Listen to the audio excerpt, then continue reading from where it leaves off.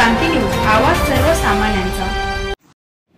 आर्णी मौजे लोणी ते आरंभी या रस्त्याची अत्यंत दुरवस्था झाल्याने ग्रामस्थांनी तहसीलदार कार्यालय आर्णी येथे धाव घेत मुख्यमंत्री ग्राम सडक योजनेअंतर्गत नवीन रस्ता मंजूर करून द्यावा अशी मागणी केली आहे।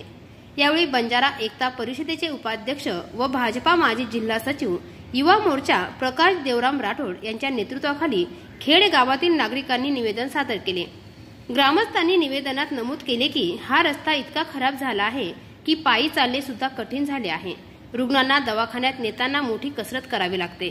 इतकेच नाही तर काही वेळा महिलांची प्रसूती देखील रस्त्यातच झाल्याच्या हृदयद्रावक घटना घडल्या आहेत। या परिस्थितीमुळे गावकरी संतापले असून पुढील काळात अशा घटना होऊ नयेत म्हणून तातडीने रस्ता दुरुस्त करावा अशी मागणी केली जात आहे। ग्रामस्थांचे म्हणणे आहे की या रस्त्याची दुरुस्ती गेल्या 20 ते 25 वर्षापासून झालेली नाही। या मार्गाने सामान्य नागरिकांसोबतच शालेय विद्यार्थीही रोज प्रवास करीत असतात। दिग्रज डेपोची बस सेवा देखील बंद असून रस्ता खचल्याने बस सुरू करणे अशक्य झाले आहे। प्रकाश राठोड यांनी यासाठी अनेक प्रयत्न केले आहेत, मात्र शासनाकडून अद्याप कोणतीही ठोस कार्यवाही झालेली नाही असे निवेदनात नमूद केले आहे। या मागणीसाठी ग्रामस्थ मोठ्या संख्येने तहसील कार्यालयात उपस्थित होते। तातडीने काम हाती घ्यावे, अन्यथा पुढील काळात तीव्र आंदोलनाचा इशारा ग्रामस्थांनी दिला आहे। महाराष्ट्र क्रांती न्यूज साठी प्रतिनिधी रंजना आडे, आर्णी, यवतमाळ।